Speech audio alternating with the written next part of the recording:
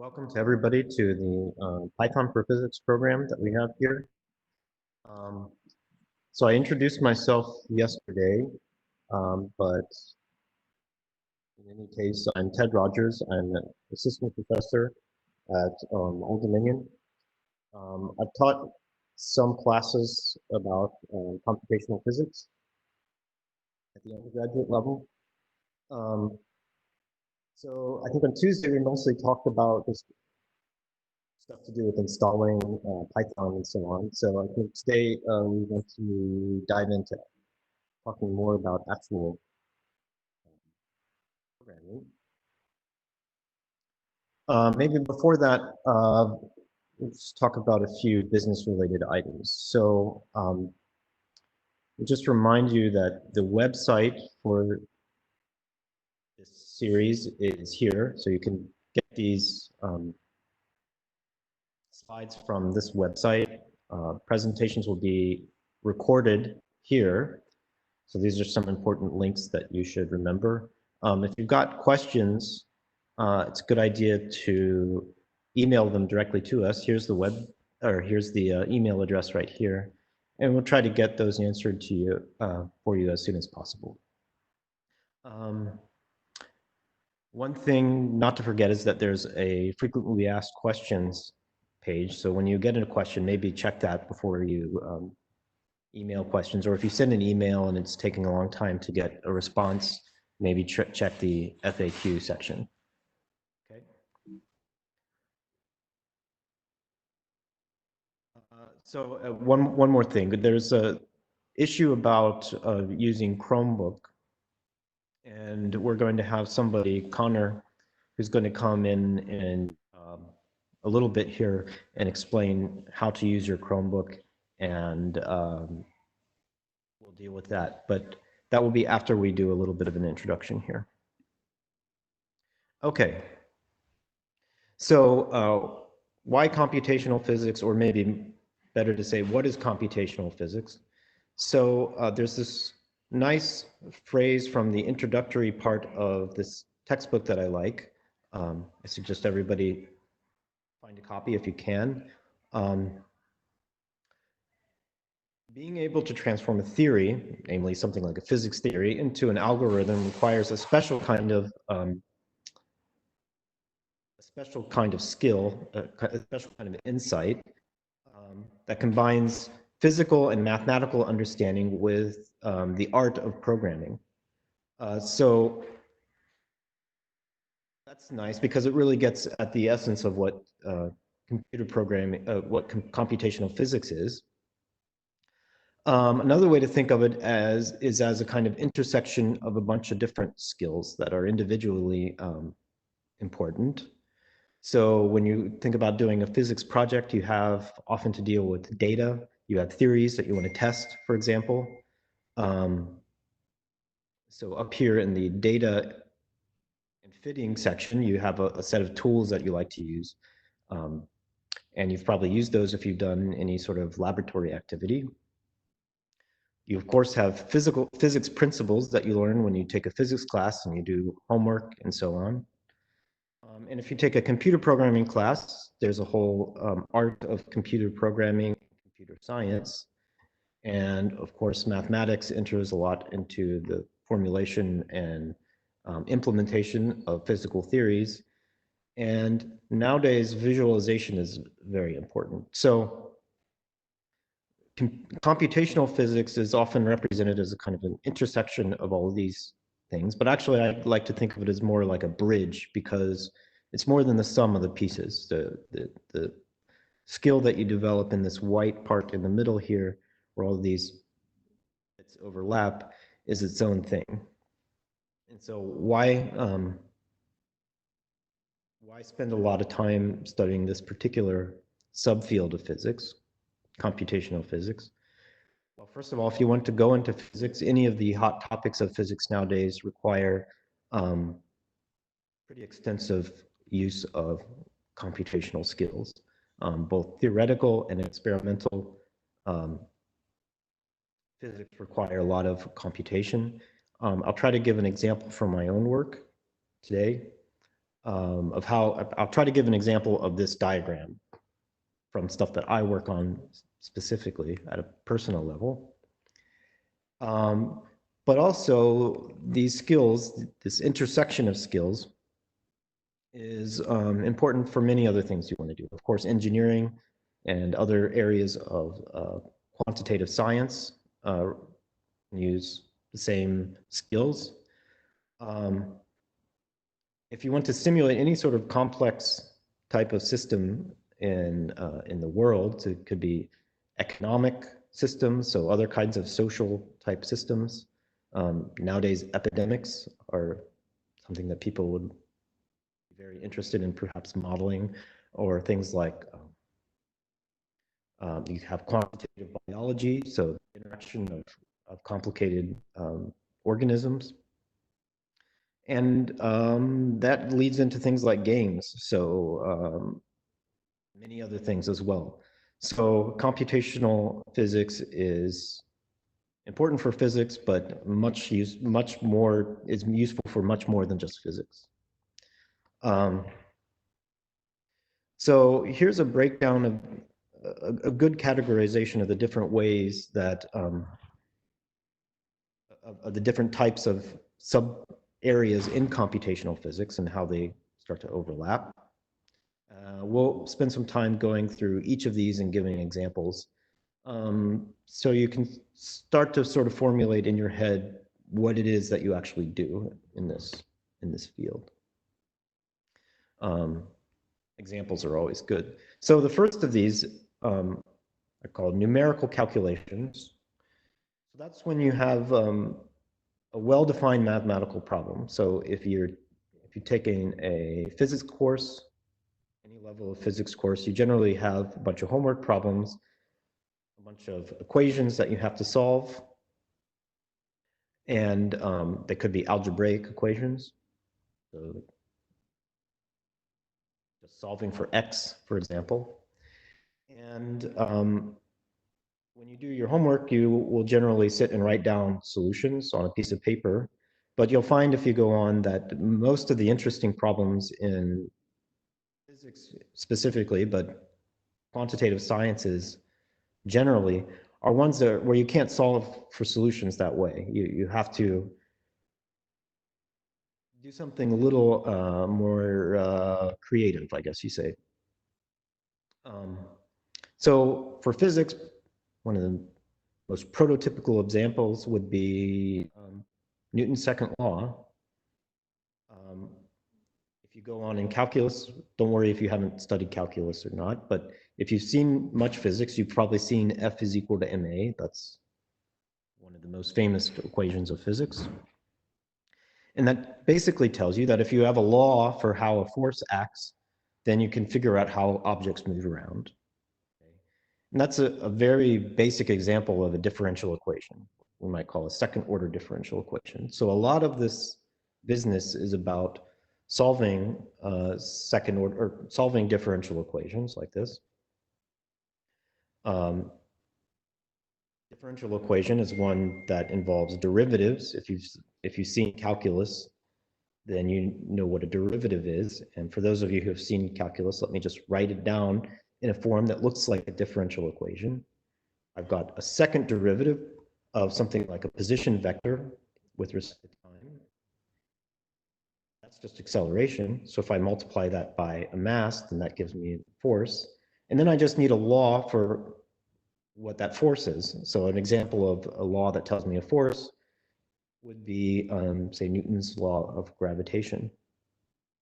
And then if I tell you an initial condition that involves some distribution of, say, masses, then I can tell you how in the future, as you run the movie forward, how those masses will move around. And of course, you don't usually just have two objects gravitating, two planets or whatever gravitating. You usually have some complicated system of objects moving around. So say that you have a force law that's not just a central law like this. Then you start to have things like orbits that preset. They don't just go around in nice ovals like you have in the cases that you can solve by hand, but they rather have perihelion or aphelion positions that change with each orbit. And if you've got a computer, you can calculate exactly how that works by substituting this kind of equation into your computational system. Okay. Or if you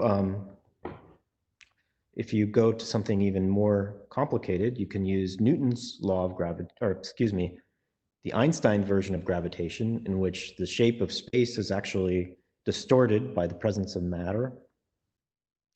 There you've got basically 10 very complicated partial differential equations that need to be solved for. Okay. Nowadays, that in the era where people are interested in the kind of ripples and waves that are created by, say, colliding black holes, figuring out how to solve those equations is really important. And you can't generally do it just by writing down solutions on a piece of paper. There it becomes very computationally intensive. You have to do things like introduce approximations that you can repeat over and over again and assess how good those approximations are at each step to try to minimize them by increasing the amount of computer power you have. Those are the objectives in this kind of situation. But once you can do that, then you can do something like predict the way waves are radiating outward from, say, a collision of black holes or something like that. And that's a major effort nowadays. Let's just look at an example of what that looks like. So I show here a link that you can go to. This is actually quite a bit out of date now, but if you go here, you can see many similar simulations. Here's what it looks like. Okay, here's a supercomputer simulation of a black hole merger.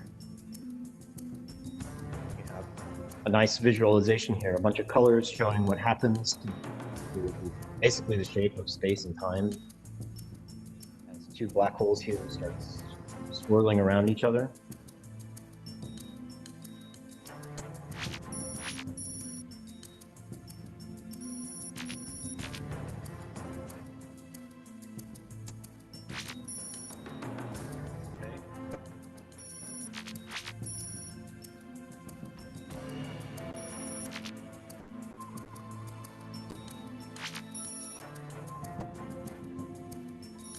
What that looks like. If you want to look at wave patterns, maybe we fast forward a little bit. Simulation of waves emitted during a merger. I hope it's clear that the wave-like patterns are here.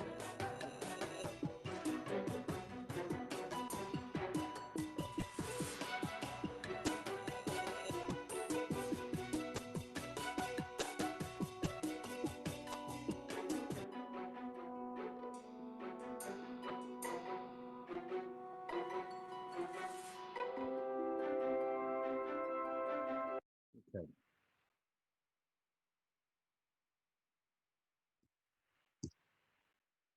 So there's that.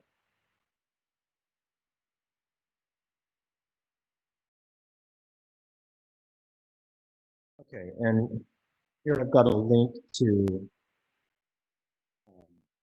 some of the work that's being done with actual gravitational wave detection. So that's something that's only been achieved in the last 2 years. Gravitational waves are extremely weak, so we have to have a good idea of what we're looking for before we try to detect them. Here are the 2 gravitational wave detectors that we have at the United States. And here's a link to where you can see some discussion of them. Just one moment. Okay, so that's what I mean by numerical computations. Just one second.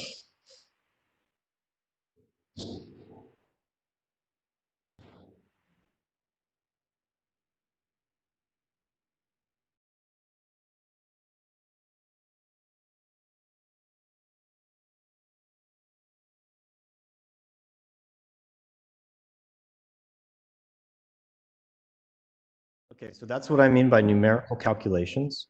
Um, Simulations generally involve some kind of combination between something probabilistic and something more numerical. So you can have numerical parts of the simulation. A simulation is when you have something very complex, less of the well-defined mathematical problem that you need to find a solution to. So for example, weather forecasting, other complex dynamical systems like economic systems in the economy. I classify those into ones that are heavily deterministic. So that's sort of like an extension of the numerical calculations that I just discussed, or stochastic, those that involve probabilistic elements. So it's some element of chance. You get into some funky things where you need to actually generate randomness in your computer calculation to simulate what happens in actual natural situations, like in the weather.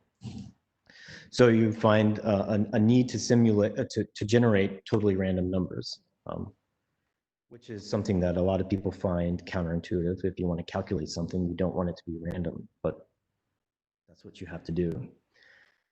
Here's an example, a list of examples where this sort of stuff is used. This is again from this textbook that I like. Weather forecasting, financial markets, traffic, computer games, list goes on there. This is where having very powerful supercomputers can be very useful because you're wanting to do an enormous number of computations, often at the same time.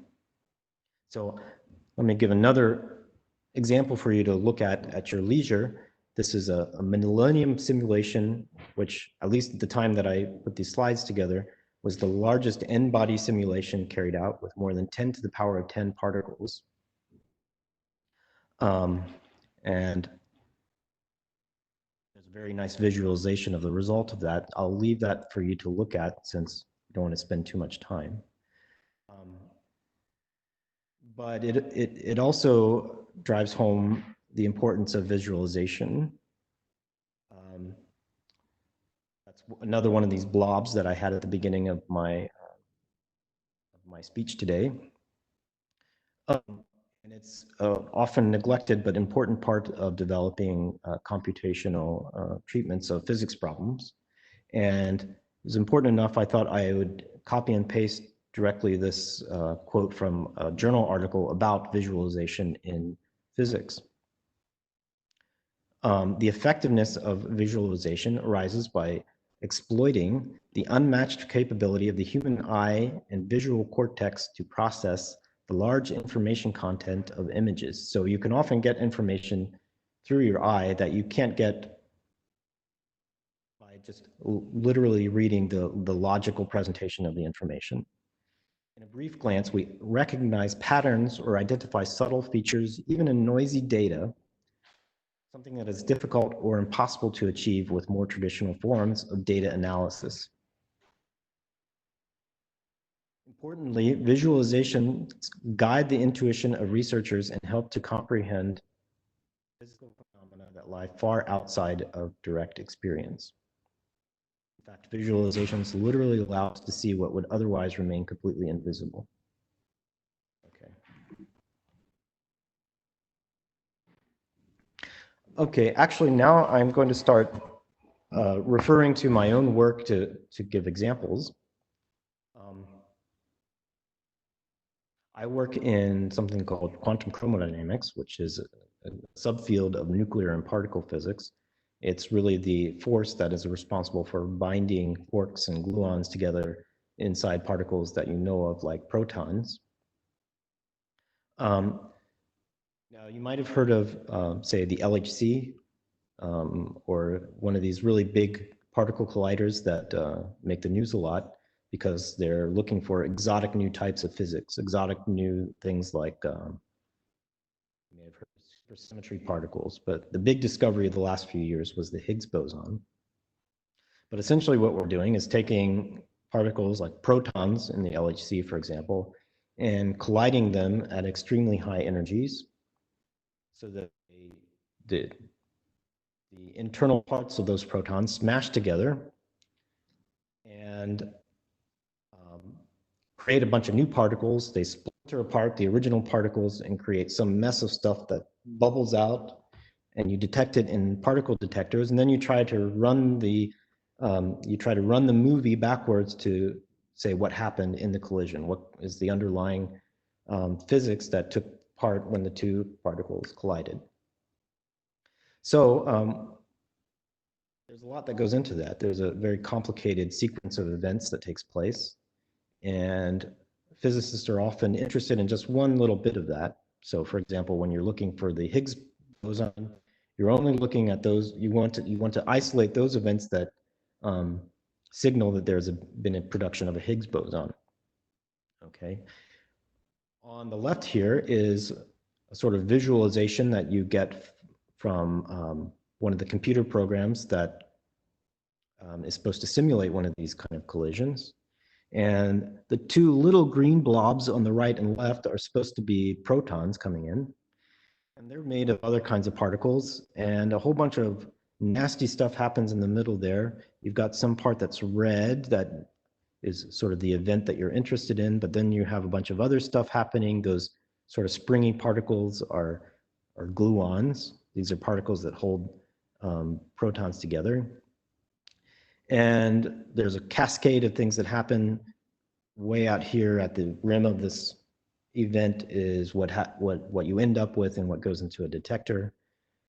And somehow you have to simulate all of that if you want to be able to describe the data. Okay, here's a link discussing this particular program for doing that. And if you go to any of the LHC colloquia, or if you go to any of the promotional material, you'll often see this translated into a very nice simulation or visualization of a simulation, showing where all the bits of the detector light up once everything comes out. And physicists who study this need to have some idea ahead of time what's actually going to happen. So that's where the simulation actually enters into the next category of ways you can use computation in physics, which is the actual collection and analysis of raw data, or the transformation of data into something that you can interpret. So again, my particular area of interest is in the actual way that these quarks and gluons interact to form bound states, and how that translates into something that you can see as the result of some kind of collision. So quarks, for those of you who are new to this kind of subject, just take a drink a second. Quarks are the particles that bind together very tightly to form particles like protons. So in case you didn't know, a proton is two types of quark. We call it the up quarks and then a down quark. And they're never seen in isolation. You can only study quarks by asking how do they interact when they're inside of a proton. Okay. They also come in different so-called colors, nothing to do with actual colors. It's kind of generalization of the concept of a charge. So just like in electrodynamics, you've got plus and minus charge. Quarks can have red, green, or blue colors, and hence this cute picture here. And the way they interact to form actual protons is extremely complicated and requires a combination of many different things.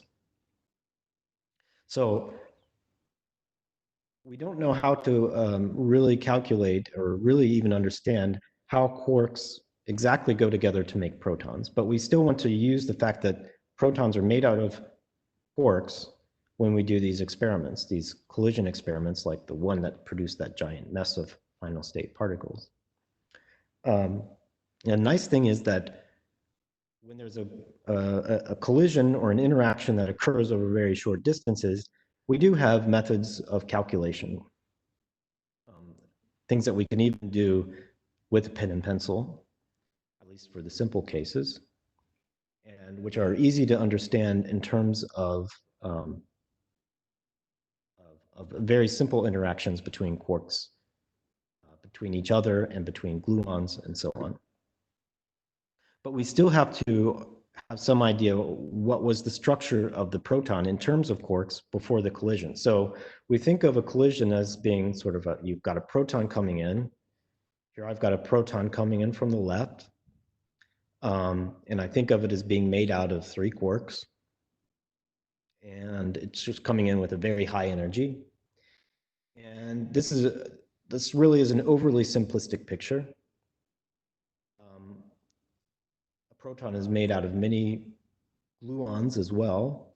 Also, you can have a quark and an anti-quark pop out of the vacuum in the colloquial language that we like to use. And so there's some complicated structure in this proton. And calculating it is extremely non-trivial. Generally, what we do is we try to measure it and then use the fact that all protons are basically the same.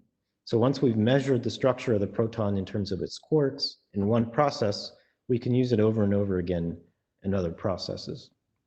So here's the proton coming in. And then say there's an electron coming in from the other direction.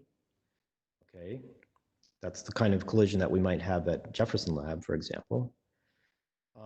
What we need to know is the fraction of the proton's momentum or energy carried by, that's typically carried by one of the quarks in the proton. We'll call that fraction x.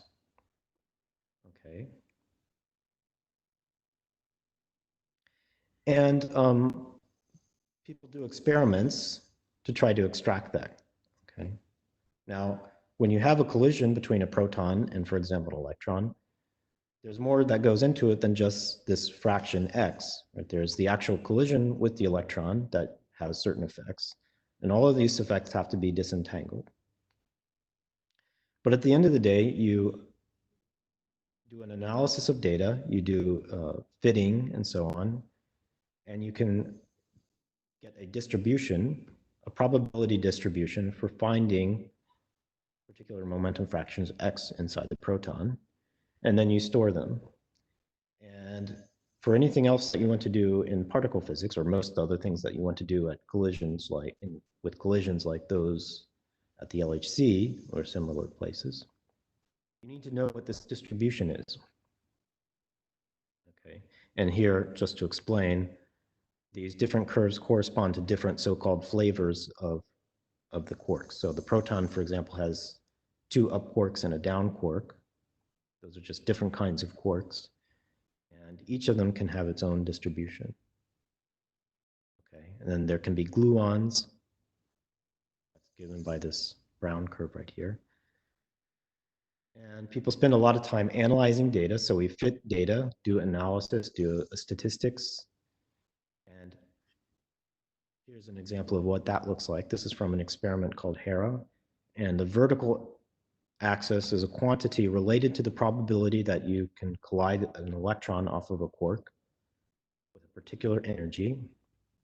And each of these x's is a different one of these so-called momentum fractions, essentially. The details are a bit more complicated, but it's the basic idea. And that leads to these kind of, just another example of a parton distribution, set of parton distributions. And there are very many of these that get tabulated, and there are debates about the best way of extracting these. Okay. So that goes into then calculating, you can go back several slides, things like this event, because you have to know the distribution before it comes in, and you have to have ways of calculating this part here, which we'll get to in a second. And you have to have ways of visualizing. So all this stuff intersects and comes together in one grand computational physics project. Okay, the visualization part comes in as well. Let me continue talking about quarks to drive home that point. So sometimes you want to look at a more complicated process, the probability to scatter an electron. What if you scatter an electron off of a quark? The quark goes out, okay? I said today, you never actually see quarks in experiments. You can only see sort of a shadow representation of what happened with the quarks. One thing that can happen is that the quark turns into another kind of particle, like it could be another proton, or often it's a kind of particle that's called like a pion. Point is, you observe some other kind of particle that's made out of quarks, and there's some probability that the particle that you observe carries a certain fraction of the outgoing quark's momentum. And so you have another kind of probability distribution, or a fragmentation function distribution. Okay. That looks something, here's an example of something that has been extracted for that. And now you can see some basic visualization slash data analysis issues that come in here. So one thing you'll notice, this is an issue that came up with me at some point in work that I was doing. We wanted to use this kind of probability distribution that had been extracted by an analysis of data. But we saw some behavior that obviously was not representing something physical, because we know that this kind of shape should be some very smoothly varying function. Then over here at these large values of momentum fraction, we see a bunch of little wiggles, like little oscillations. Okay, and it turns out that what's happening is that when you do this kind of extraction, you do a calculation for a bunch of discrete points. So there's not actually a smooth, continuous curve here, but a bunch of individual points. And then you get a full function by just connecting the dots. And you have to write a procedure for connecting the dots. Okay. And if you don't do the procedure in a very careful way, you can actually introduce things like little wiggles that don't actually correspond to the kind of physics that you, to any sort of physical effect that you want to include.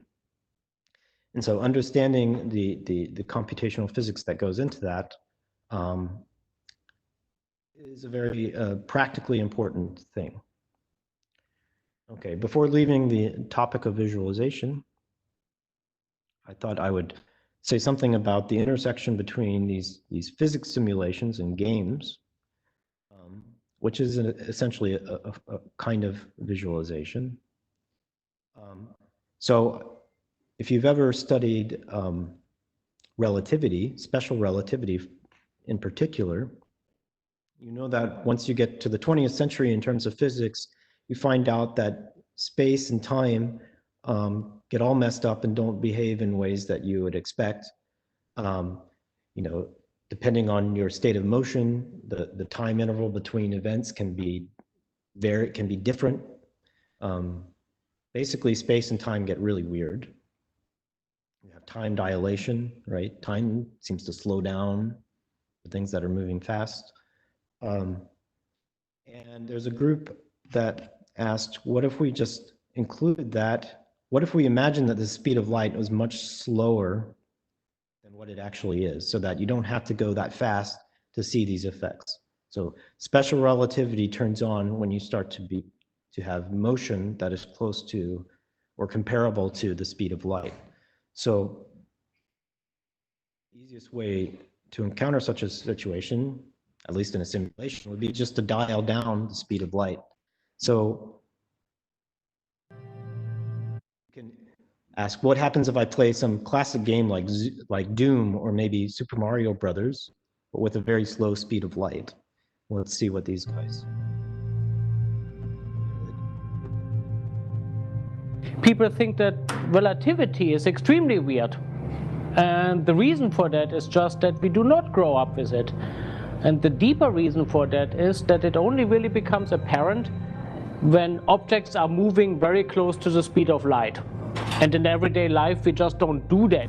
The goal of the project was to make something familiar that was very unfamiliar. The laws of special relativity, what would they look like in a familiar setting?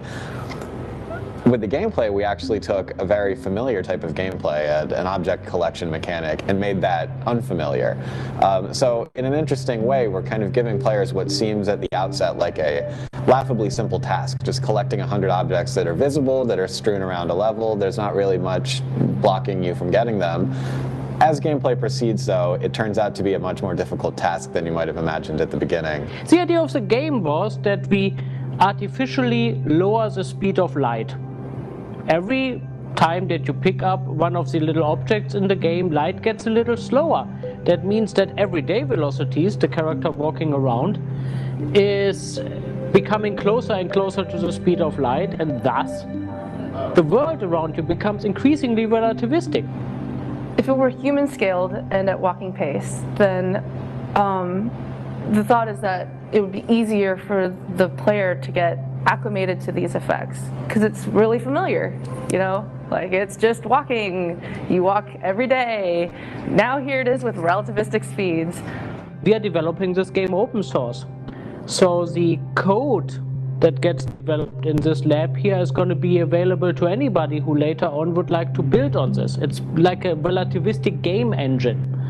So if people would like to develop games that also are taking place in the same kind of environment, they can take what was built here and then enhance upon it and put different games into the same engine.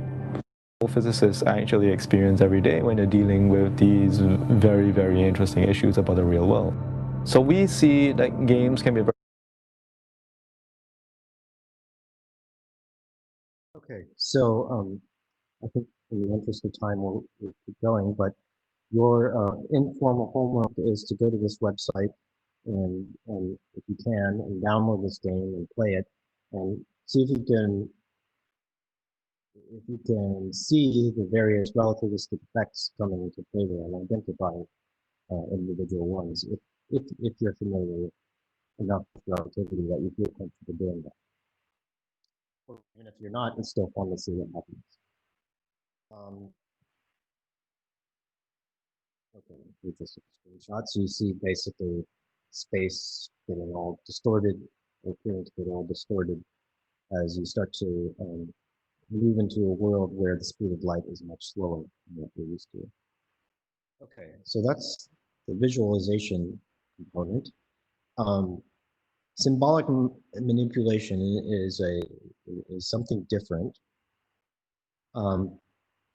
So that's when you use a computer to actually do the manipulation of equations in the same way that you would try to do it by hand on a piece of paper.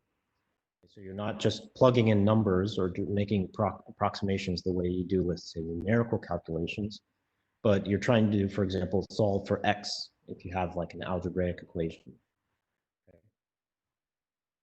Okay. And this ties in still with the project with quarks that I discussed earlier. So I didn't mention this part of the calculation, but you have a structure for the proton coming in, and you have some probability that a quark that gets hit by the electron turns into another type of particle. But at the intermediate stage, you have to understand the probability that that collision between the electron and the quark actually takes place in the way that it does. And that's the part that you can actually calculate in the simplest cases directly on a piece of paper. But in the more complex cases, you could in principle calculate it on a piece of paper, but the steps start to become extremely complicated, and it starts to just become not reasonable to do that. So for example, if any of you have heard of Phiman diagrams, you might recognize this picture that I drew up here that is supposed to be representing sort of the interaction between the electron and a quark. Okay. And here there's, again, if you don't know these words, don't be frightened. This is just to provide some motivation. This little wiggly line, all these lines can be sort of thought of as wires in an electric circuit. It's showing the topological shape of an interaction between various types of particles.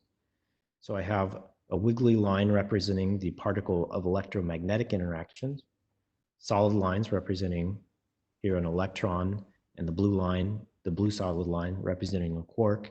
And then these curly lines are representing gluons, the strong interaction particle. And anytime we draw a diagram or a picture like this, it's essentially representing a bunch of integrals.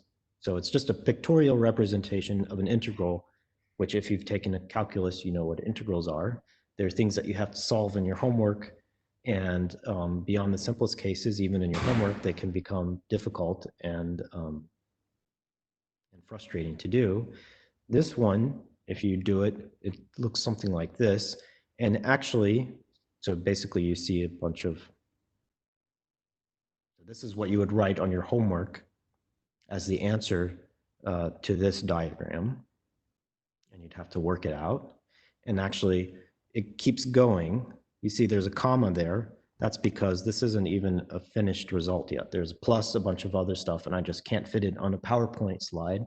I just show this much to emphasize that this is something that you actually don't want to do on a piece of paper with a pencil, because you're almost certain to make a mistake. So we have computers that do that for us. There's specific kinds of packages that do it. Nowadays, people use things like Maple and Mathematica. And once we do that, you can combine it with the data analysis of parton densities, or quark densities, I should say, that I discussed earlier. You can combine it with the analysis of the final state, with the visualization tools that you have, and with this symbolic type of calculation method, and get a full picture of particles colliding and the interactions that cause them to collide in exactly the way they do. Okay. So that's my motivational introduction. Again, don't feel intimidated if there's a lot there that was unfamiliar to you. We'll probably talk about some of it a bit more, but it's mainly just to get you excited about using computational tools in physics. So let me just say a few things about the tools of computational physics. We mostly want to just do calculations ourselves and just get into the whole programming aspect, but it's good to see a few things. So for some calculations, actually for many calculations that you do in physics, just using your laptop isn't going to be enough. And I just point out that you can use supercomputers at a number of different institutions. Even Google and Amazon have options for you. You have to choose a good operating system. I'm using Mac, but pretty much any of the ones on the left here are popular operating systems to control how your computer is working. And you need to choose the language. So it's very popular to debate what language is the best. But that's really something for you to decide. You'll probably need to learn more than one. And the best language usually depends on what you're exactly trying to do. It's good to learn several. The most important thing is just to make sure that you have a lot of resources for learning how to use that language. My secret tip, my magical tip is to point out that for most of the languages that are popular, you can learn pretty much everything just on Google. If you learn how to use Google and you get stuck on anything with Python or whatever, just copy and paste what you're struggling with into the Google search pane and press enter, and there's a good chance that you'll find a solution. The other thing is to make sure that there are libraries that do what you want to do. So libraries are packages of existing software that you can reuse in your own language, in your own computer codes. I like to, when I teach this class, I like to encourage people to use problem-solving environment. So these are these sort of symbolic manipulation packages. The one I use is called Mathematica. So these are what you call a very high level language, meaning it basically does everything for you. So something like Mathematica is something you can use to directly do mathematical calculations of any type. They tend to be proprietary. They're pretty much always proprietary. So that means that getting access to them can be tricky. But if you're at a university, I would suggest to get something like Mathematica. These are great for doing small projects that maybe help you get started in a bigger computational project. And more importantly, they're good for what I would call prototyping computational science projects before you dive into the actual project itself. So by that, I mean, you write a simple version of the program in one of these problem-solving languages. And I'll show you an example of that as we go on. And then you can then translate that into a more practical language like Python. Sometimes you might want to use what's called a compiled language as opposed to Python, which is interpreted. Compiled means you write the whole language, you write the whole program first in a text editor, and then it gets translated by a compiler into something that computer can run. And it usually gives you more control over how you allocate memory and so on if you use a compiled language. So when you're faced with a computational physics project or problem, several things you want to ask, okay? You don't want to think about a computation as a black box. You don't want to think of the computer as something magical that you just throw in your question and then just blindly take out what it gives. However, you don't want to be constantly reinventing the wheel. So what is that you really want to do that's specific to your project? How much do you want to customize? How much control over the details of what's going on do you want to have? And alternatively, how much can you rely on things that already exist? So if you're learning computational physics, it's good as a learning exercise to repeat some of what people have done in the past, but eventually you don't want to do that. You don't want to write integration, so like a program to do integrals again when a million people have done that in the past. Once you understand the basics of how that works, you want to rely on something else. So all of that is usually included in libraries or repositories, repos, and Python has very many of those. So that's one of the great things about Python. Okay. I realize I'm taking more time than I had planned. So actually, I think this is probably a good time to let, we'll switch to discussing the actual writing of computational physics projects in just a second. But first, let's let Connor maybe discuss with everybody how they can get access to something where they can program in Python. So Python is the language that we're going to be using. And we want to make sure that everybody can actually do some programming. So some of you have Chromebooks, and we need to make sure that everybody can do that. So we've discussed that a bit, and Connor has some suggestions, some technical suggestions, and we can take a break from this discussion here and come back and talk about designing computational physics projects. Okay? Actually, Ted, can you hear me? Yeah. We have many questions from students, and I think the TAs have been working through them. Do you mind if maybe we try to address some of the questions?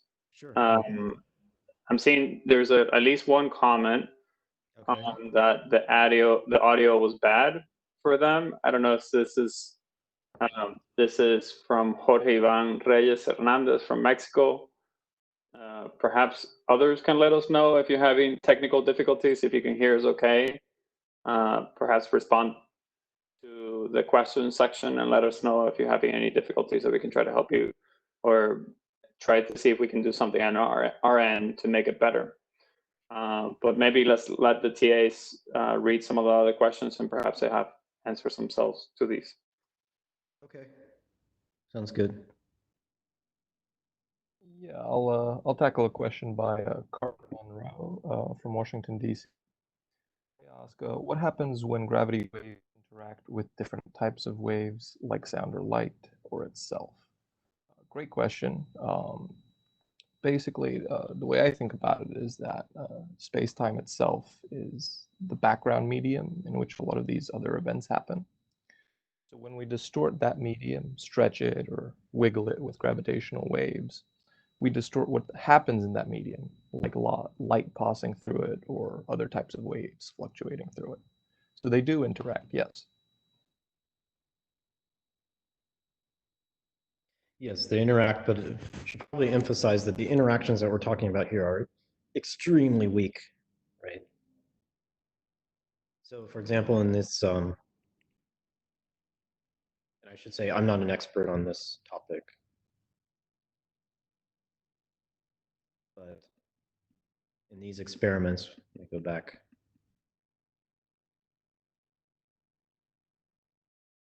These things are detectors. So you see what each of these detectors is sort of like it's like an L-shaped apparatus. They're very big. These are out like in the desert. This one I think is in Louisiana. The one on the right is in Louisiana. The one on the left is in Washington, Washington State, that is. And essentially what, in a very simplified way of discussing it, the relative distance that a pulse of light has to travel along one of these arms of these L's relative to the other leg gets shifted a little bit when a gravitational wave passes through. And that causes the phase of the different light pulses to go in and out of phase a little bit. Okay. So there's an effective difference in distance that the light has to travel. Now, if you go to, say, colloquia or talks by people who work on this, the description of to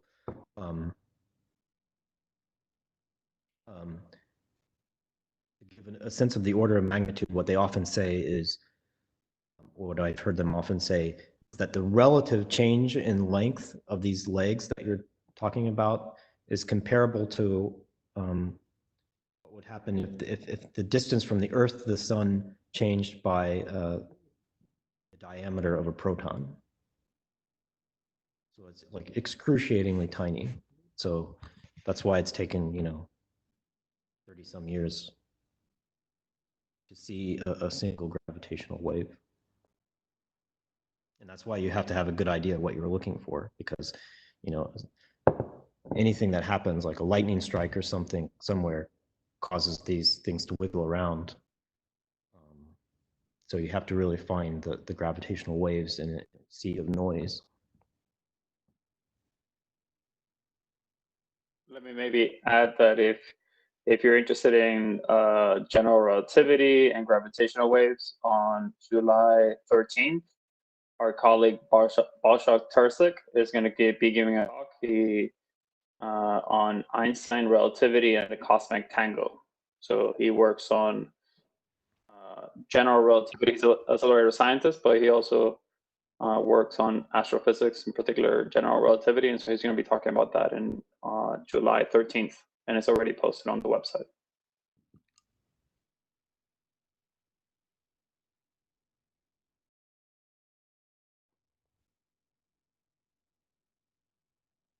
Any other questions that we should address now before we go on, guys? Yeah, we actually have a couple more questions. The first one that I'll tackle is good reading suggestions for nuclear and particle physics. And we decided that if everyone can see me, it's called Introduction to Elementary Particles by Griffiths. This is a good book to get a little introduction to everything. You mind maybe putting it closer to the camera? I don't think we can see it that well. Also, we can post a link on the website. So that's Introduction to Elementary Particles. Greg, I think you might have to speak so that the camera is pointing at you. Yeah, can everyone see it right now? No? So that's probably a fairly advanced book. Actually, I have a list of sort of magazine articles, and maybe we can sort of compile them and make them available to everybody else at a more popular level after we're done today. Yeah, we can make them available on the website. So look at the frequently asked questions page for the Python for Physics course. Yeah. And if you don't find these links, you can write us at pythonforphysics@odu.edu, and in the email you will just write into us now. You will get an auto reply with all the links. So if you're struggling with the links, because I see people are still struggling with the links, write to us at pythonforphysics@odu.edu, and you will get an auto reply with all the links, including Dropbox, the website, and where the recordings are going to be posted.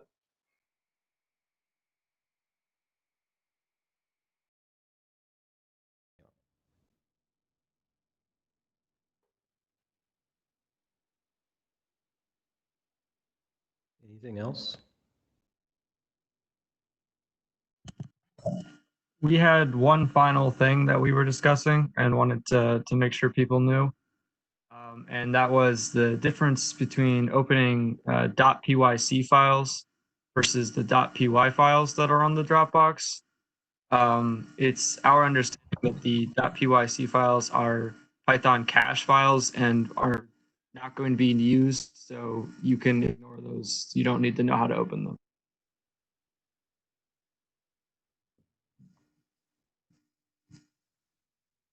We also got a question about the slides and where they're going to be posted. Do you guys know who wrote this? So the slides.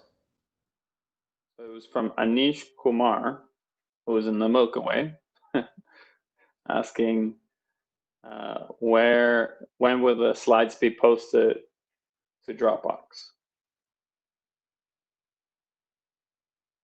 So we'll post them soon, hopefully. Okay, and I believe, maybe correct me, Raul, but everything should be possible to find everything from this website, right? That's right. So this is the new website. So if you go down, there should be what is the Dropbox link. And so if you click on that link right there, it's a hyperlink, and that will take you to the Dropbox folder. And you see today we're covering project number 1. And so Ted will at some point put in his slides there and the exercise. And project number 0 was the one that I covered on Tuesday. Yeah, so this web page is this one, this first thing under website here. That's right. Yeah. So you should be able to get the website from the slides. If you don't know how to get to the Dropbox, you can go to the REYES. So the slides are also, the website is also linked in the REYES main website. Also, if you write to us, you will get a response with all the links, okay? So hopefully everybody has access to all these links from now on. So if you go here, go to the frequently asked page, which is in the more. Go to more. You might go into the main REYES page.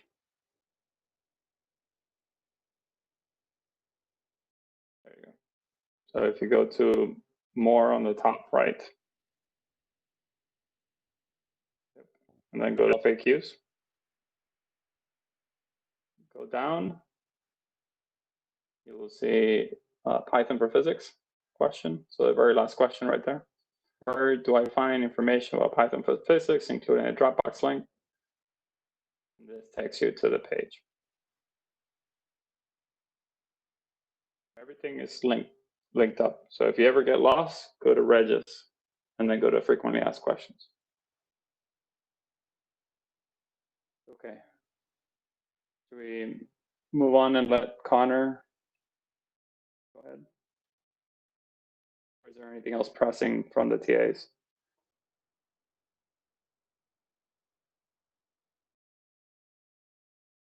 No, I think we can let Connor go ahead.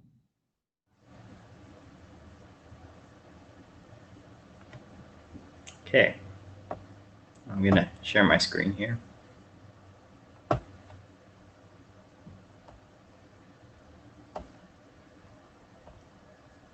Okay, so this is mostly aimed at the people who are unlucky enough to be using a Chromebook, but there are other people who may be having trouble installing Anaconda or can't for whatever reason. And I think that there's another way to get started with Python without actually having to install anything. So, if you own your Chromebook, if it's not like the school's Chromebook, you can follow this tutorial I wrote. There's also on the Dropbox. So I think that you could follow that if you would like, but this is much easier here. There's a website called repl.it, and it's an online sort of interpreter. I think it runs it on some server somewhere. Don't know how they pay for it. And you can pick pretty much any programming language you want, but I'm going to do Python for today, because that's what this class is about. And you can see, get a very nice Python environment, and it has a lot of libraries installed, like NumPy, autocorrect. That's a bit annoying. And then it's also got matplotlib. I'm just going to do a little demo here of it. So now we can make some array.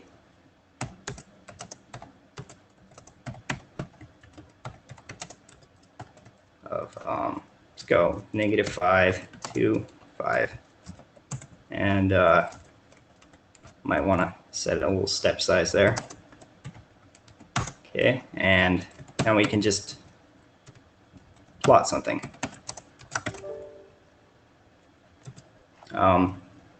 Let's make it a parabola.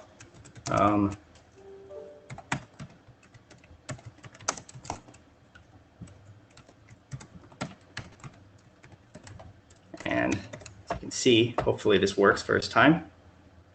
Fingers crossed.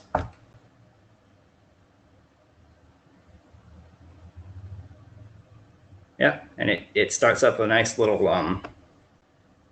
Linux machine even, and we get a parabola. So this is a really good way to do it if you're, if you can't install Anaconda for some reason, because this kind of has everything already done for you. So I would recommend this for the Chromebook users who are not able to follow my instructions because of restrictions.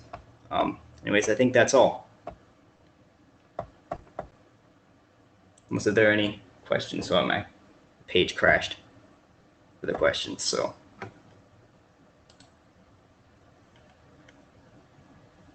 yeah, okay. Don't think there's any.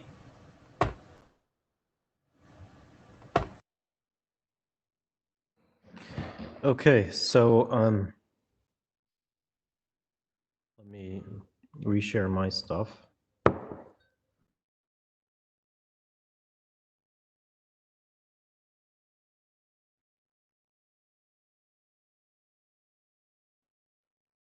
Okay. Ted, we have a physics question for you.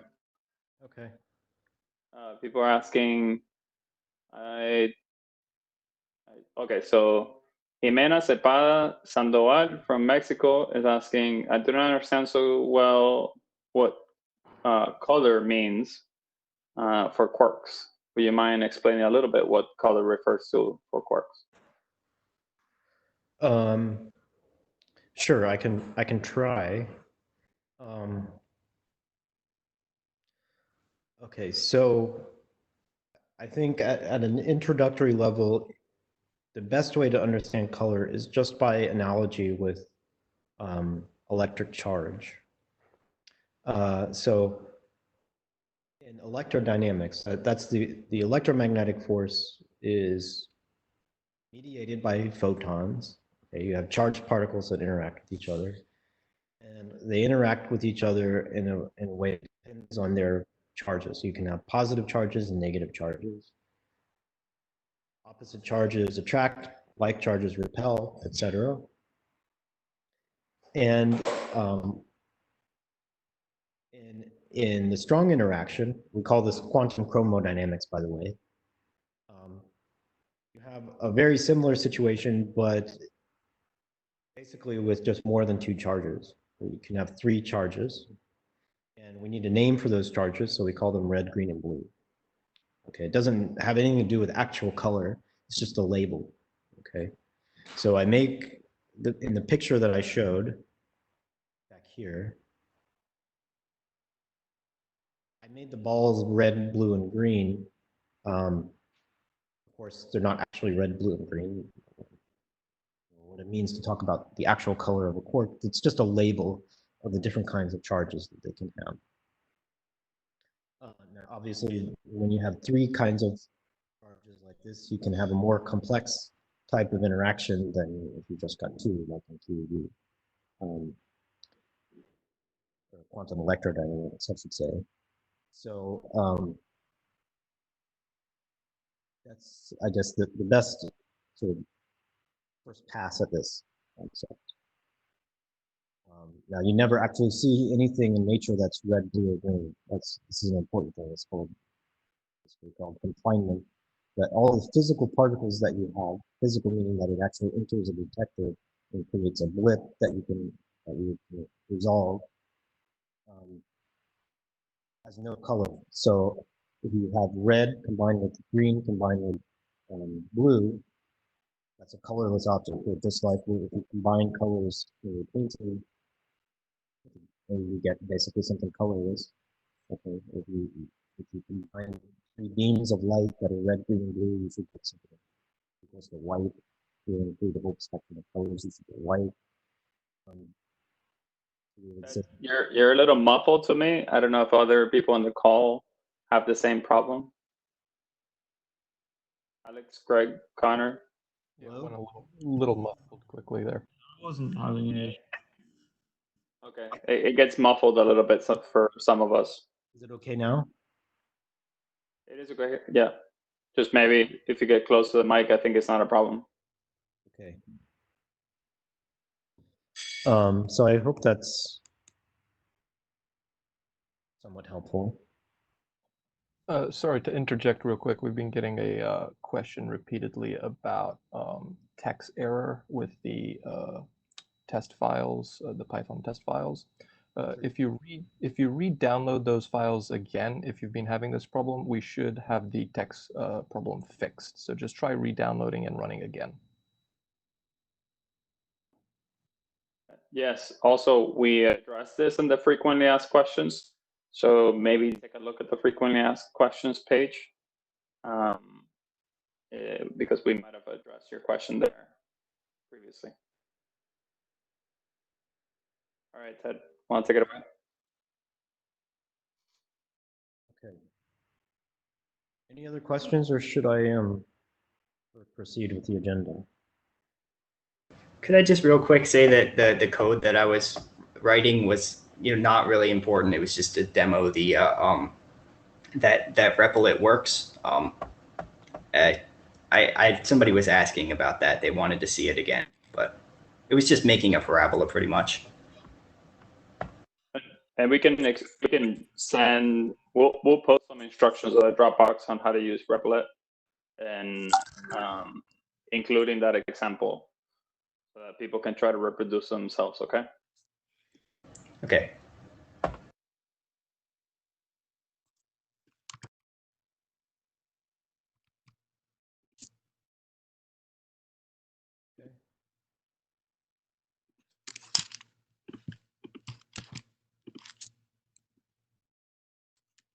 Anything else? I think you're good to go. Yeah, I we think you can.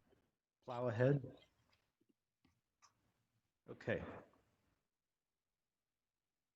Okay, so I hope that we can pretty quickly get to having people work through their own little projects, or at least mess around with developing some kind of physics calculations.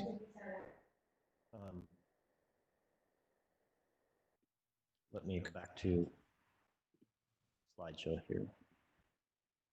Okay, before we get into that, let me give you my advice on designing projects in computational physics.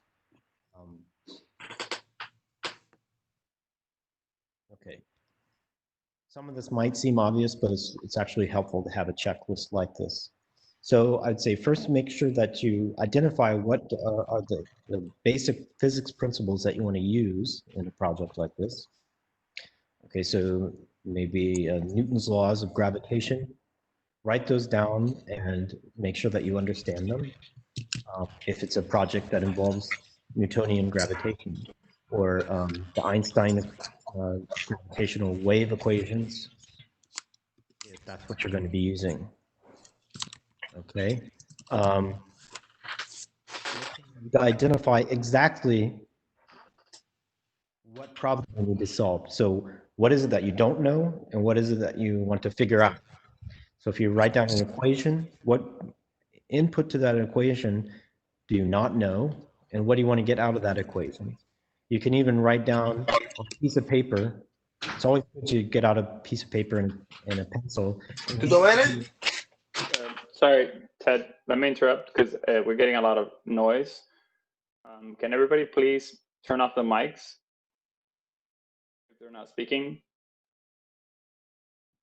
Okay, go ahead, Ted, sorry. Yep, thanks. So yeah, write down on a piece of paper. You can make a column that says what I don't know, a column that says what I want to, what I do know. Okay, and create a map for going from one to the other. So that leads into this next point. The more diagrams and so on that you draw, the better. The more pictures. If you do something like projectile motion with a rocket or something, draw the rocket and have a picture to look at. And then write pseudocode. So pseudocode means something that is purely symbolic, that gets the logic of the kind of algorithm that you want to eventually write. So it's something that you would write on a piece of paper with a piece of with a pencil. You write, first do this, and then something. I'll give you an example here in a second. And you generally can write diagrams and pseudocode on top of each other. Then when you start writing actual code, you should write an extensive amount of commenting, and you should be very picky about how you structure things. So everything should be clear in the way that a book is clear, like a novel. It should read like something, like a beautiful bit of poetry. And the more commenting that you write in a code, so that's comments are parts of a code that don't do anything. They're just descriptions of what's going on, the better. So even if there's more comment than code, then that's a good thing. So we'll go through examples of all this stuff. You should have ways to validate what you're doing. So for example, if you write a computer program to do an integral or derivative, or if you want to solve an algebraic equation, try it on cases that you can do easily by yourself on a piece of paper. So for example, if you take the derivative of x, you should get 1, and see if your computer program does that. You should also try looking at limiting cases and extreme cases. So by that I mean, well, say for example that you do a computer simulation of a rocket taking off. you want to say, how far does the rocket go? How high does it go? Okay. What happens if you put 0 fuel in the rocket? Does it still go up 1,000 feet? That would mean there's something wrong, because if you put if the fuel is 0, then it shouldn't go anywhere. If you put a huge amount of fuel in the rocket, it should go really high, right? Unless there's some specific reason that it can't. So that's what I call validation. So you should make sure that you look for specific ways to validate. So with diagrams and pseudocode, let me just go through some examples. So what we're going to do eventually is something with projectile motion. Projectile motion is one of those topics that you get to pretty much right away if you take a physics class. So if you've had high school physics, you've probably studied balls going in a parabolic shape. So projectile motion may be in this case with no friction, to make things simple. Okay. When you write a computer code, you will you organize it according to a kind of flow chart this way. So the first thing you need to do is initialize constants, or give variables their initial values. Okay. So for example, if you're looking at a projectile, you know that there's an acceleration due to gravity. Okay. Gravity always pulls things down. Hope that's obvious. And causes them to accelerate with a rate of about 9.8 meters per second squared. So at the beginning, you need to specify things like gravity is equal to, gravitational acceleration is equal to 9.8 meters per second squared. You establish all the things that you know are true. Could even be like pi is equal to 3.141592653. And then you go to the next step. You do the calculations. What I'm doing here is starting with an extremely coarse-grained kind of program design flowchart. You write a computational physics project. Usually what you do is something that gets repeated over and over again many times. So one part of this step is to diagram the repeated loops, okay? So what if I'm making a program to chart the path of a projectile undergoing normal friction, the normal kind of projectile motion that you study. Well, I want to know when does the particle start? So that could be time equal to 0. That would be up here in the initialize constant step. And then I might want to know, where is the object small fraction of a second later? Where is it a small fraction of a second after that? And so on. Okay. If I want to actually chart out the path of the ball as it's flying, or the projectile, or whatever it is, I want to calculate how far it's gone after incremental steps. So I'm going to do a calculation, then I'm going to start again and do another calculation. So there's going to be a loop over time. And then at some point, the projectile is going to go as far as I'm interested in it going, or it's going to have traveled for as long as I'm interested in it traveling. And I want to say, okay, now the program is done, and I output the results in some form of visualization, or in a file that I can use to visualize. Okay, so this is a diagram, a flow chart diagram, maybe along with some pseudocode that is extremely coarse-grained. There isn't much detail there at all. But that's a good, it's never possible to oversimplify when you're starting out this way. Start with the thing so simple that it seems silly, and then you can start adding detail.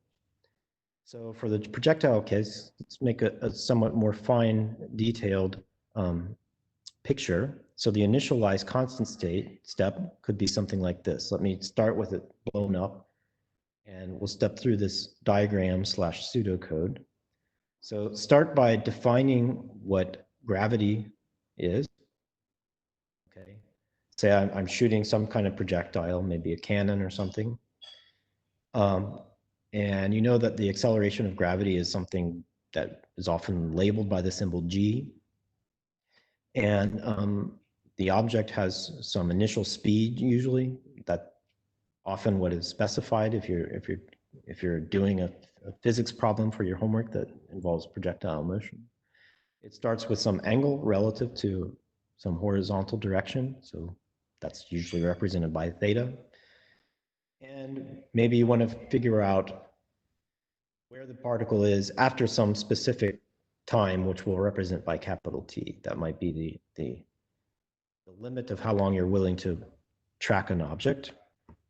Okay, so that goes at the top in the initialize constants part. And the next step is to do the calculation, which, as I just described, will involve some kind of loop over time. So let's draw that as a box here with loop over time inside of it. And then I'm going to have something that happens with each time step. And when I get down to the bottom of the page here, it's going to go back up to the loop over time step, because that's what a loop is. It's going to do the same thing over and over again. So these blue arrows mean when you get to the bottom, go back up and do this step again. And then inside of this box, I'm going to write out whatever is done over and over again. So you see what I'm doing is trying to just get a visual representation of the logic of this calculation. Okay. So the first thing that you want to do in the main part of the calculation is ask, is the time that we're considering actually in the interval of time that we're interested in? So I can say that when we start the experiment, we'll call that by definition time equal to 0. Anything before that would be before the projectile is fired or before the experiment starts, or however you want to say it. And then we're interested in all the time steps between that 0 starting point and the final capital T that we established at the beginning of our code up here at the top. Okay, so is time inside of that interval? Okay. If the answer is yes, so I put a y here. Then we want to calculate what is the position, what is the distance and the vertical position. If it's simple projectile motion, it'll just be in 2 dimensions. So there will be a distance forward and a height, so some x and some y. So we do that calculation, and then we'll have some step that outputs that x and y into some file or into a graph or something, so we can see the shape. And then once that's over, we go back up to the top. So you go along the blue arrow back to the loop over time, and then you do it again. Okay. So of course, at some stage here, you'll have to advance time from wherever you were at the beginning of this loop to some future time. Okay, so this is still a pretty coarse-grained diagram. So what if you have time not within that interval? Okay, then the answer here would be no. Then you have to say, well, why am I not in that time interval? Is it before the experiment has even started? Is it before the projectile was fired? So that would be the case if the time t is less than 0. Okay. If time t is less than 0, then you would say, well, the projectile hasn't even been launched yet, and maybe I have to decide to wait a little bit longer and loop over time again. If the answer is no, that means that the only option left is that time is greater than capital T. That means that the projectile has already either hit the ground or it's either hit the ground or it's gone past the point of time that I'm really interested in. Okay. And then if it's one of those scenarios, I might want to say, well, this is not a time interval that I'm interested in calculating, so I'm just going to stop the program and tell the user it's over. So I just put end. Okay, so this is a more fine-grained version of the diagram and the pseudocode that I showed before. So whenever I teach this kind of class, I like to see students, when I give a project, always one of the first steps is to draw a picture like this. Draw a diagram of the physics that's going on. So in this case, I'd want to see an actual projectile following some trace of some track, and then draw a diagram showing the logical sequence of steps that takes place. Okay. Some more general do's and don'ts. For a computational project like this, especially when they get complicated, it's critical that everything be very clear and organized. Okay, it sounds like a kind of thing that's easy to shrug off when someone says it to you. But if you develop those habits early on, you'll get a lot farther, a lot quicker. Have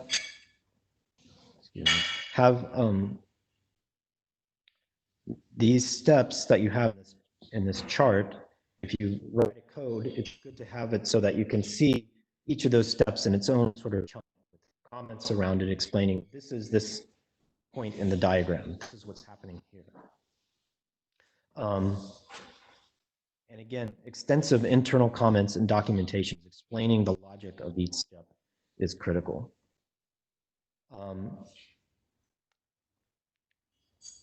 It's tempting if you're a very mathematically oriented person, if you really like logic for its own sake, to develop tricky, complex, logical tricks to get things to do what you want. I discourage anybody from doing that when they're doing these kind of projects in my class, just because one of the most important things for a computational project like this is that it be understandable and readable by everyone. So you want to build on projects, you don't want it to be over. You don't want it to have to rely on someone understanding something tricky and clever.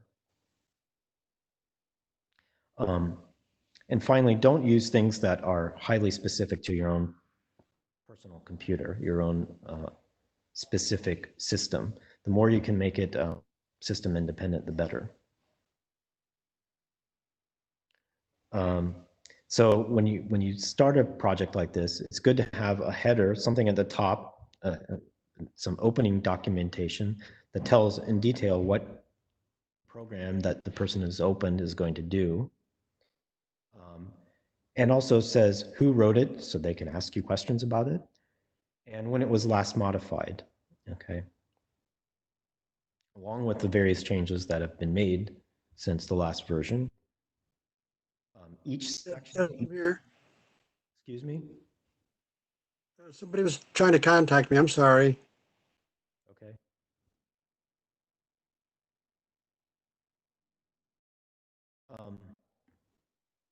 Again, this is sort of repeating myself, but it's important, so it should be repeated. Each segment of that kind of diagram that I had should have a point in the code that is separate from everything else and which is surrounded by comments to explain what's going on there and how it relates to your diagram. Meaningful identifiers. What I mean by that is when you give something a name, you're going to do calculations that involve variables and so on. Those variables should have names that are clear. It sounds like it should be obvious, but you often see computer codes that say, for example, people will name variables var1 and var2 and var3, or just variable1, okay? It's almost impossible to read that kind of code later, and therefore impossible to build on it. So if you have something that, for example, is the acceleration of gravity, we gave it the name g, which is basically good because g stands for gravity. If you don't mind having long code, it might be even better to just call it gravity, or something. The worst thing to call it would be just something like var1 or something like that, constant, or just CON for constant, okay?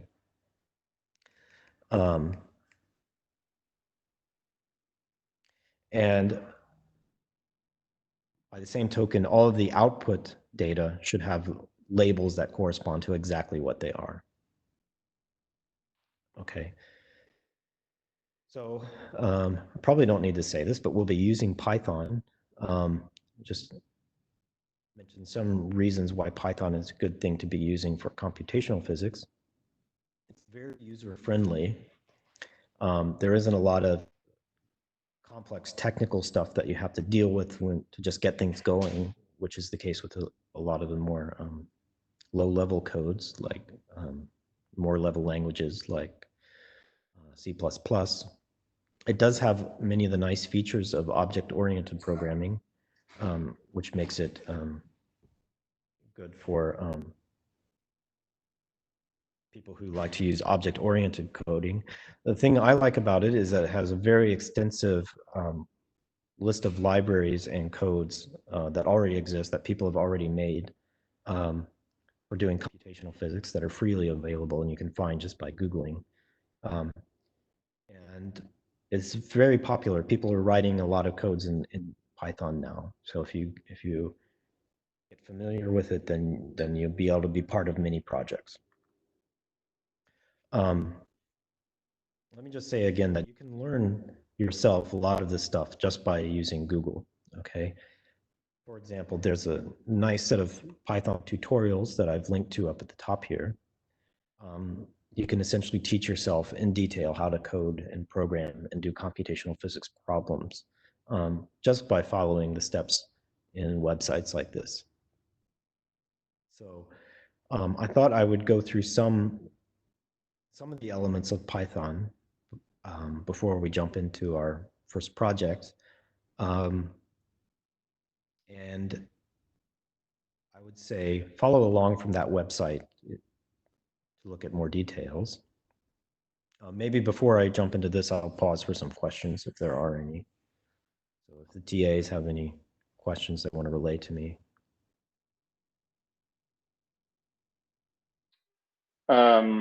I've been getting a lot of emails with people trying to get auto replies for the links. Apparently it works for some emails and not for others. So I'm troubleshooting this right now, trying to fix it. Okay. So just be patient. By the end of the call, hopefully I would have fixed it. Okay.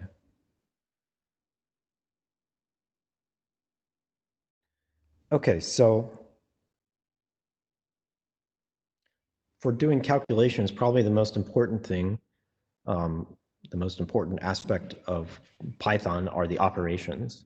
Okay, operations are especially like arithmetic operations.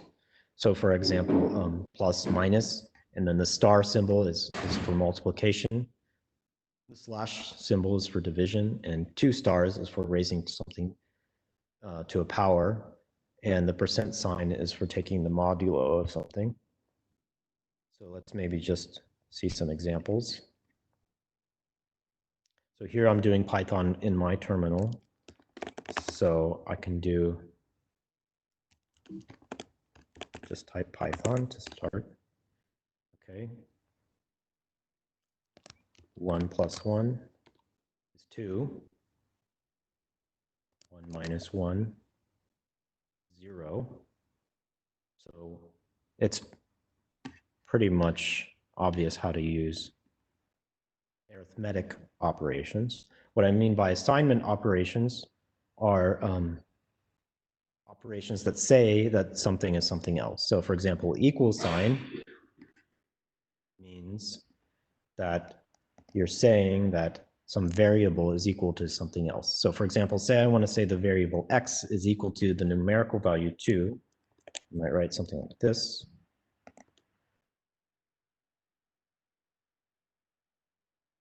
Okay. Blow up. See what I did here? I said x equals 2. Now x is always carrying the value 2. So if I type x and enter, it returns 2. Okay. We have some other examples of this, like x or plus equals. Okay.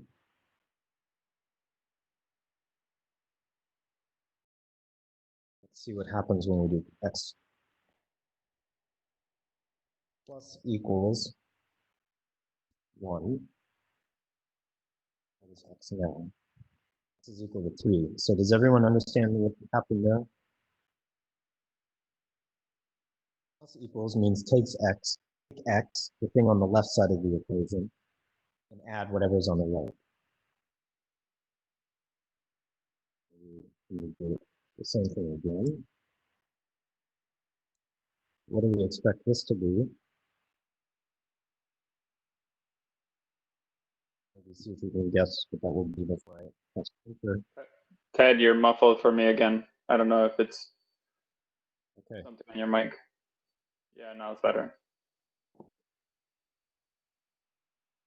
Maybe the TAs can echo if it gets muffled on your end. Maybe just let Ted know or let each other know. Okay.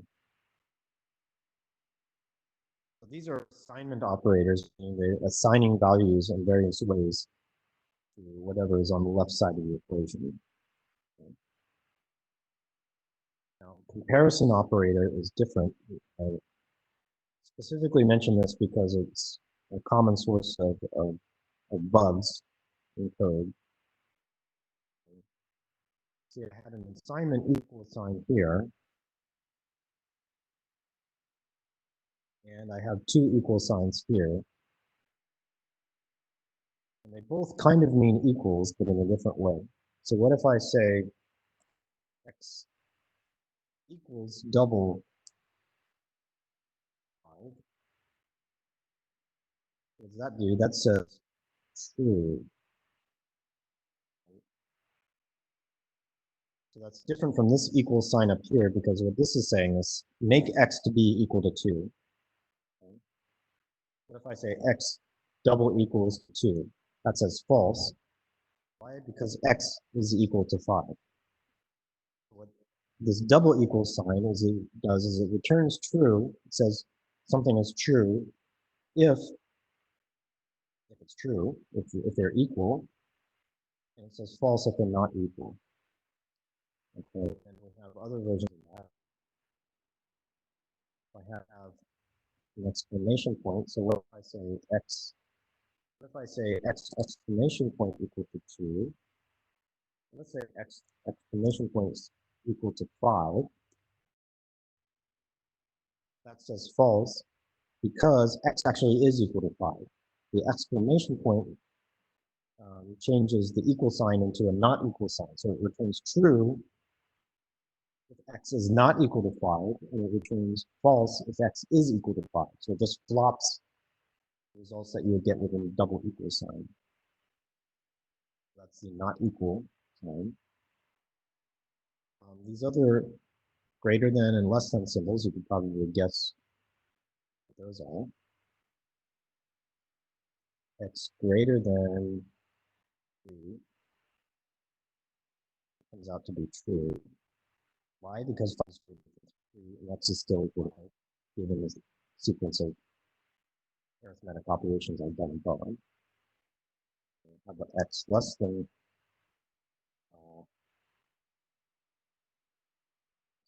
3? That's false.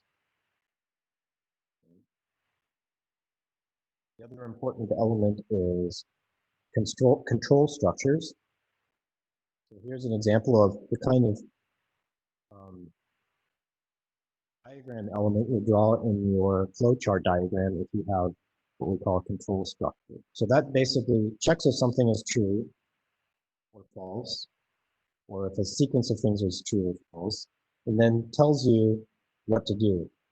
Okay, there are various different ways we can implement this. The simplest case that I can think of is the if structure, control structure, that just says if something is true, then do the following set of things. So here's an example of an if. Okay, so here I have x. X is still what? It's still equal to 5. Let's try doing this code. If x is greater than 0, and then after the if part, you have to put a colon. And I press enter. Then I want to tab in. So I go in a few spaces. I just by putting tab.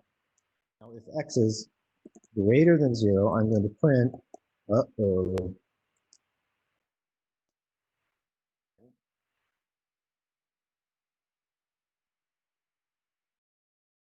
Now, in this case, do you think it's going to say, uh-oh?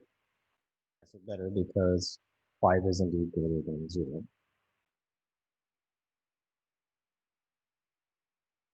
What if I do if x equals 5? And what do you think? Maybe pause for a second and think what's going to happen there. I get an error. What did I do wrong? Yes, with so many people can't shout out the answer, but I hope it's clear that I used an assignment operation instead of a comparison operation here. If I want to say, ask if something is true or not, I have to use the double equal sign. So let's do if x double equals 5, then we print, yay.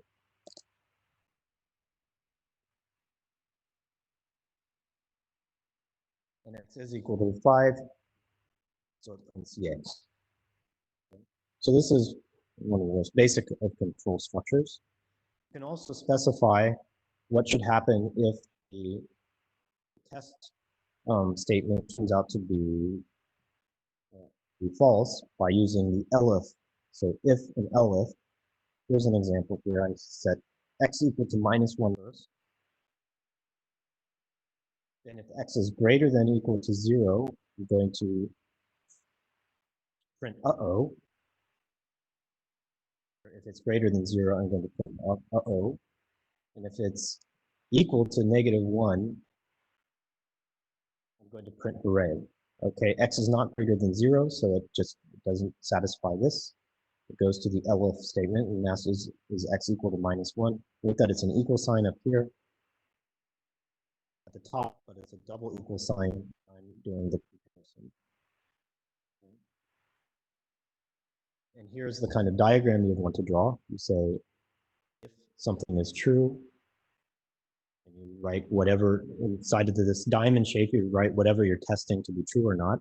And if it's true, you would do a thing. If it's false, you do another thing. And then you continue on with the code. So you go down to the next element of the diagram.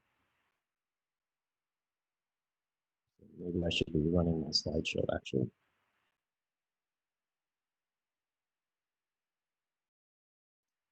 Okay, there are many variations on this. So while is when you just keep doing something while something is true. Okay, so it's a repetition structure. So you do something, and then as long as it's true, as something is true, you just keep doing it. Okay, let's see how that will work.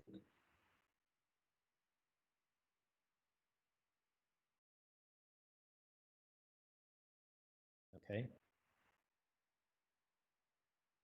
So what I've done here is I say, it's going to start with some number that I call I. I often use I if I have something that I'm using to label the number of repetitions of something. So while I is less than 10, so it starts out as being 0. I say while I is less than 10, I'm going to print I and add 1 to I. So I starts 0, it says while I less than 10, the computer asks, is I less than 10? The first time around, it says, yes, it's less than 10. So the first thing that happens is you print 0. Then it adds 1. Now it repeats the whole thing. It says, now is I less than 10? I is now 1, so it's still less than 10. Then it says, it's satisfied that condition, so I'm going to print it again, print 1. Then it adds 1 again. So now I is equal to 2. And it does it again until you get to case that I is equal to 10, then it goes through here and says, is I less than 10? No, it's not less than 10, it's equal to 10, so the while just stops. Okay. Okay, for is a little bit different. It's another important control structure. Okay, here's the basic structure of a for statement. We say it iterates over a sequence of integers. So the way to read this is we say for I in range. In range is a list of numbers from 1 to 9. So note that it doesn't go all the way to 10. It stops at less than 10. So 1, 2, 3, 4, 5, 6, 7, 8, 9. It actually does the same thing as the previous page, but in even a shorter amount of code. Okay, so what this says is for I in range, just print I. So as long as I is 1, 2, 3, 4, 5, 6, 7, 8, 9, you print I, and then it automatically iterates, so automatically add 1. So here are the important elements, 4, and the 10 is the maximum. So this is something that you'll probably want to use a lot. For example, in the projectile motion problem, if you want to plot the points where the projectile is situated in space at each step in time, you want to iterate through steps in time. So you use something like this for statement. Okay. Any questions?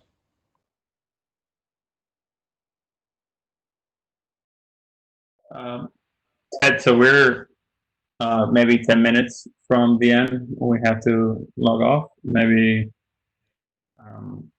we can see if the TAs have questions from the students. Yeah.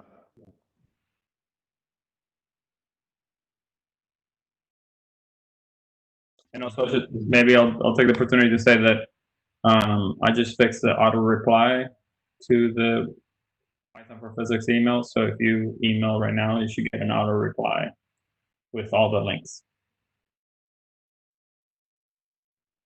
Okay, good. And I'm about to post slides on using REPL it in the Dropbox. So you should see those shortly. Okay.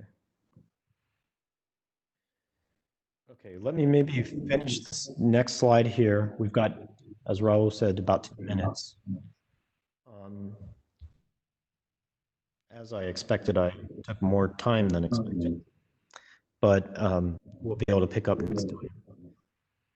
So we just talked about 4. The other important thing to deal with in computational physics programs, the ones that we're going to work on, are lists. So we're going to want to generate a bunch of results and store them as lists of items. So lists are comma separated items in square brackets. So for example, you have something like this. Nums is a list of numbers. So I just made my own random list of numbers, 1, 5, 3, and 2. Okay. I can show you how I actually type that into my computer code. Let's make that something different from the slide so that we have some variety. Okay, now num is equal to 4, 3, 1, and 6.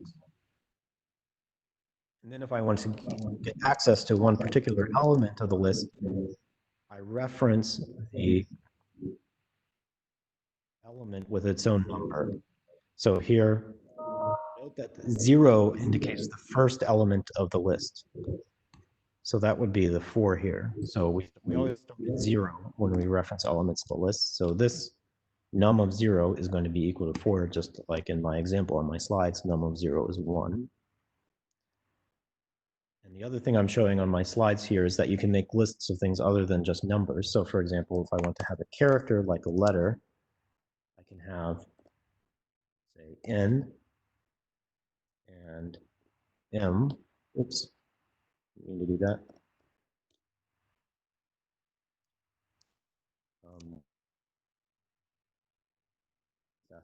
Let's do let's for letters equals N and M. Okay. And then just like with nums, I can get access to the individual entries by using square brackets like this.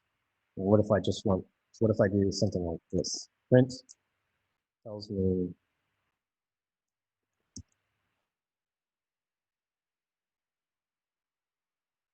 just the actual character N. Okay. Now I can do operations with lists. This is important. Oops. Sorry about that.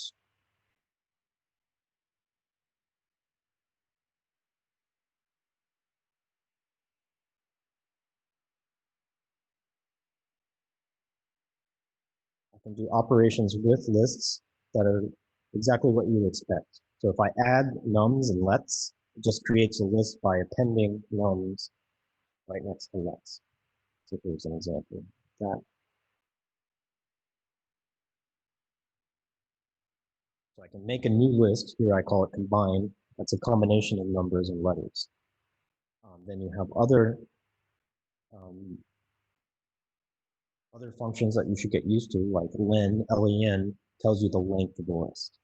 Okay, and you probably deal with those as we encounter them in computer programs.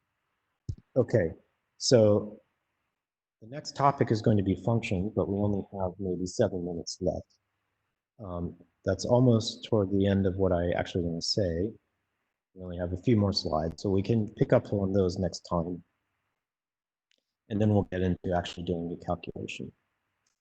So I think at this point, I'll stop and just sit and wait for any questions, comments, or whatever. Yeah, we have a few questions for you. Okay. The first question from Karen in doesn't have a location. They ask, can we use a for loop for a variable like in the while loop with desired increments other than 1? Yes, there are ways of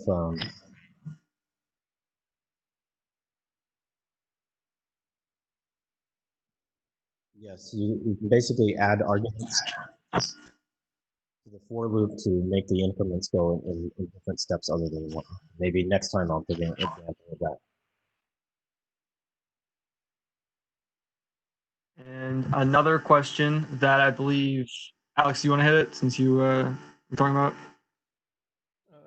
Yeah, Victor Oeda from Caracas, Venezuela asks, is it necessary to add any closing phrase for any statements? I mean, I have seen in other languages something like for and end. No, in Python, the indentation structure of the language takes care of that for you. It means it's extremely important to include these indentations. They're not just cosmetic as in other languages. We can try that here.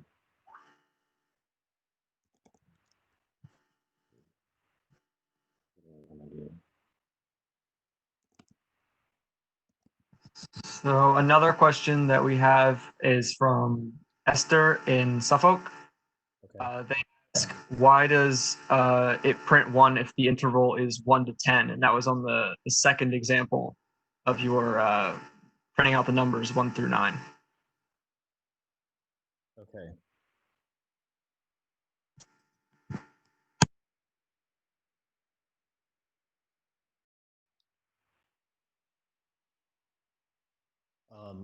Why does it only print 1 through 9?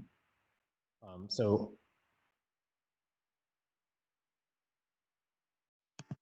the question was more specifically, why is 1 included but 10 is not?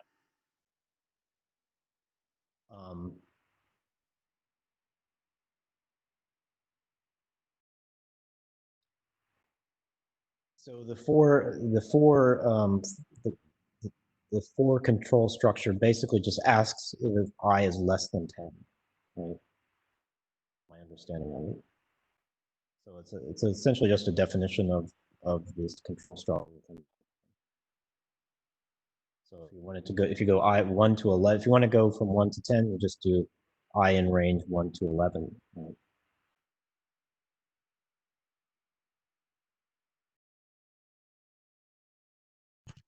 And we have one final question from Simeon in Cleveland, asking, can using square brackets make the code run all the way to the number at the end?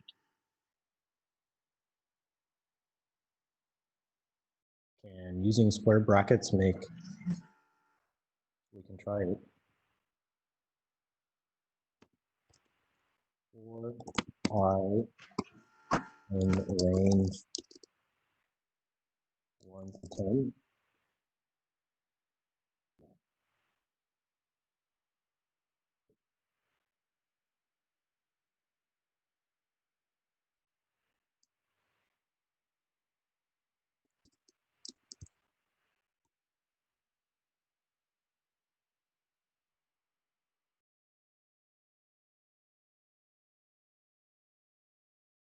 There's a great example of, if you ever have any questions about how things work, a great way to learn about it in programming is just try it out and see, what kind of error you get.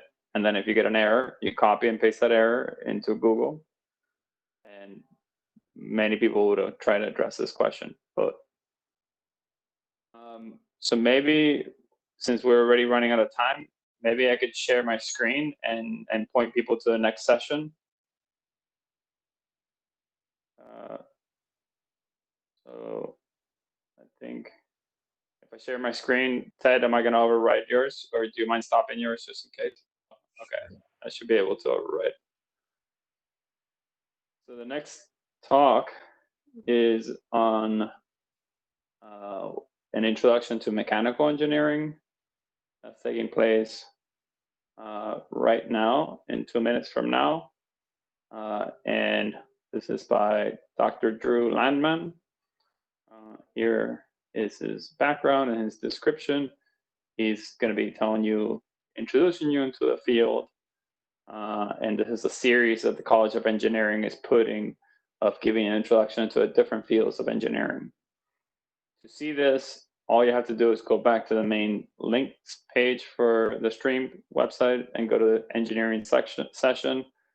And you should be able to see the live session going right now. So go ahead and go there. And we'll see you again next Tuesday at the same time, which is 1 p.m. Eastern Daylight Savings Time. Okay.